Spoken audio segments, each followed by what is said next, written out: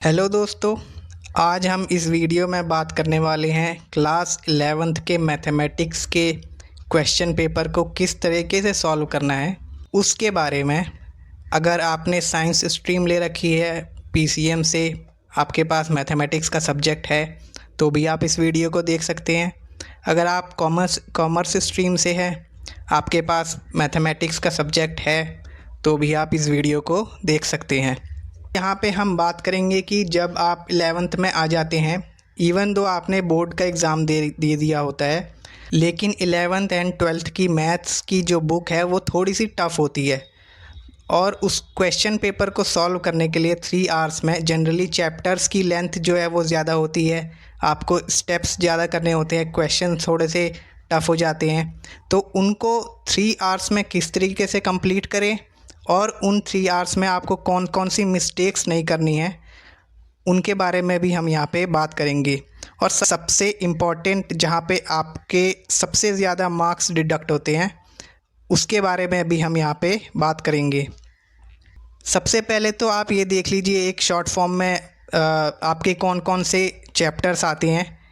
Generally 1-2 chapters हर एक school के ऊपर नीचे हो जाते हैं। तो trigonometry, sets, relations and functions, complex number and quadratic equation, principle of mathematical induction जो कि एक शॉर्टेस्ट चैप्टर है मैथमेटिक्स का 11th क्लास में, एंड लीनियर इनइक्वालिटीज़ जो कि आपका ग्राफिकल रिप्रेजेंटेशन में आ जाता है। और अगर 1-2 चैप्टर आपका आगे या पीछे हो गया, किसी का इंक्लूड होता है परम्यूटेशन, कॉम्बिनेशन, बाइनोमियल थ्योरम, किसी का इंक्लूड नहीं होता हाफ ईयरली में। तो ये मेनली 6 चैप्टर्स, किसी के 7 या 8 चैप्टर्स आते हैं आपके हाफ ईयरली में। हम यहाँ पे बात करेंगे कि आपको क्वेश्चंस करने कैसे हैं। आपको थोड़ा बहुत आइडिया होता है कि कौन से क्वेश्चंस मेरे को पहले करने हैं, कौन से क्वेश्चंस बाद में करने हैं। आप बोर्ड का एग्ज़ाम दे के अभी आ चुके हैं तो आपको 5 और 6 मार्क्स के पहले करने हैं, उसके बाद 3 और 4 मार्क्स के पहले करने हैं, उसके बाद करने हैं 1 और 2 मार्क्स के बाद में सबसे लास्ट में करने हैं। या फिर अगर आप क्वेश्चन 1 से स्टार्ट कर रहे हैं तो आप इस तरीके से भी कर सकते हैं। उसके बारे में हम यहाँ पे बात नहीं करेंगे क्योंकि इसका आइडिया थोड़ा थोड़ा सबको होता है। हम यहाँ पे सबसे पहले बात करेंगे फर्स्ट मिस्टेक जो होती है, फर्स्ट चीज़ पे जहाँ पे आपको ध्यान देना है, क्वेश्चन नंबर आपको करेक्टली लिखना है। मान लीजिए आपका क्वेश्चन नंबर 7 है एंड आपने क्वेश्चन नंबर 8 का आंसर उसमें लिख दिया, तो क्वेश्चन नंबर सबसे पहले आपको करेक्टली लिखना ही है। दूसरा पॉइंट है यहाँ पे, क्वेश्चन के जितने भी सब क्वेश्चंस हैं उनको एक ही जगह पे करिए। मान लीजिए क्वेश्चन नंबर 10th के 3 पार्ट हैं, first part, second part and third part. उन तीनों पार्ट्स को सिर्फ एक ही जगह पे करिए।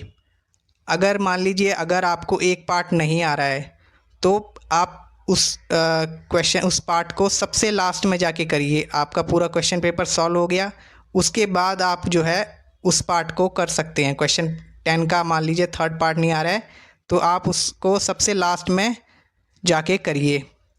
तीसरा पॉइंट ये है कि आप फर्स्ट पेज में मिस्टेक्स ना करें। Avoid making mistakes in the first page. यहाँ पे आपने अगर इवन दो फॉर्मूला या फिर आपने कोई स्टेप गलत लिख दिया है तो आप सीधा उसको एक कट मार के आगे चले जाइए। ये नहीं कि मुझे वहाँ पे भारत का नक्शा बनाना है पूरे ब्लू या ब्लैक पेन से। फोर्थ पार्ट है डायग्राम्स। अगर आपके क्वेश्चन में कोई डायग्राम आ गया तो उस डायग्राम को तो शो करना ही है, या फिर अगर आपको डायग्राम बनाना है उस क्वेश्चन को हमेशा स्केल एंड पेंसिल का ही यूज़ करें। इससे क्या होता है, इससे एक प्रेजेंटेशन अच्छी होती है और आंसर शीट भी अच्छी लगने लगती है। कभी भी पेन का यूज़ मत करें डायग्राम्स बनाने में। फिफ्थ पॉइंट है यहाँ पे, मेंशन थ्योरम्स एंड प्रॉपर्टीज़। जहाँ कहीं भी आपको प्रॉपर्टीज़ शो करनी है, जहाँ कहीं भी आपको प्रॉपर्टीज़ यूज़ हो रही है वहाँ पे वो प्रॉपर्टीज़ लिखें। थ्योरम्स अगर यूज़ हो रही हैं वो थ्योरम्स 100% वहाँ पे लिखें। हाँ, अगर 1 नंबर का क्वेश्चन है वहाँ पे प्रॉपर्टी लिखने की ज़रूरत नहीं है, थ्योरम लिखने की ज़रूरत नहीं है, अनलेस एंड अनटिल वो स्पेसिफिकली मेंशन करे कि थ्योरम लिखे या फिर प्रॉपर्टी लिखे। अदरवाइज़ आपको लिखने की ज़रूरत नहीं है। 6th पॉइंट है ट्रिग्नोमेट्री चैप्टर से जितने भी क्वेश्चंस आते हैं, यानी कि एक ट्रिग्नोमेट्री बहुत इंपॉर्टेंट चैप्टर है, आपको रिवाइज़ करना है तो इस चैप्टर से स्टार्ट कीजिए। और क्वेश्चन पेपर में सबसे पहले आप आइडेंटिटीज़ 100% लिखिए, अगर कहीं पे भी क्वेश्चन में उसे पूछा गया है तो। 7th पार्ट है जो कि सबसे ज़्यादा इम्पॉर्टेंट है, यहाँ पे सबसे ज़्यादा आपके मार्क्स डिडक्ट होते हैं। ग्राफिकल पार्ट, ग्राफिकल प्रेजेंटेशन आपके 11th क्लास में लीनियर इनइक्वालिटीज से ग्राफ का क्वेश्चन आ जाता है, तो आपको first of all pencil and scale का यूज़ करना है। दूसरी चीज़, आपको एक नीट एंड क्लीन तरीके से ग्राफ को बनाना है। आपको उसमें एक्स एक्सिस मेंशन करनी है, वाई एक्सिस मेंशन करनी है, हर एक चीज़ मेंशन करनी है। कौन कौन सी चीज़ मेंशन करनी होती है? X axis, Y axis, origin, scale. Scale कहाँ पे मेंशन करना होता है? स्केल सबसे टॉप राइट कॉर्नर पे स्केल को मेंशन कीजिए। और एक और चीज़ मेंशन करनी होती है, किंक। ये जनरली लीनियर इक्वालिटीज़ में नहीं आता है, तो किंक को इस तरीके से मेंशन करते हैं। एक्स एक्सिस में ये छोटा सा हमने ये बना दी एंड उसको फिर कंटिन्यू कर दिया। ये जनरली अगर 200 से वैल्यू स्टार्ट हो रही है या फिर 300 से वैल्यू स्टार्ट हो रही है तो उस चीज़ को हम किंक कहते हैं। नेक्स्ट पॉइंट आ गया हमारा, हाईलाइट कर दीजिए कोई भी अगर फाइनल आंसर आ गया है हमारा पास। तो ये नहीं कि मेरा फाइनल आंसर आ गया है और उसकी ही नेक्स्ट लाइन में मैं नेक्स्ट क्वेश्चन स्टार्ट कर दूँ, उस आंसर को हाईलाइट कर दीजिए, एक अच्छी प्रेजेंटेशन हो जाती है। 9th पॉइंट है MCQ, आपका 1 मार्क्स का क्वेश्चन आ गया है तो आपको उसमें कैलकुलेशन शो करनी है।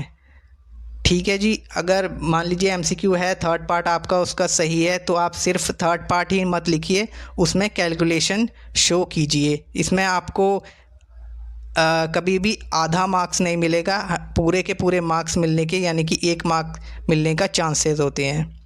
10th पार्ट यही है कि अगर पाई की वैल्यू 22/7 दी गई है या फिर 3.14 वाली वैल्यू दी गई है, कौन सी वैल्यू यूज़ करनी है?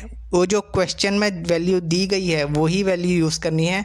ये नहीं कि मुझे अगर क्वेश्चन में 22/7 वैल्यू दी गई है तो 22/7 ही यूज़ करना है।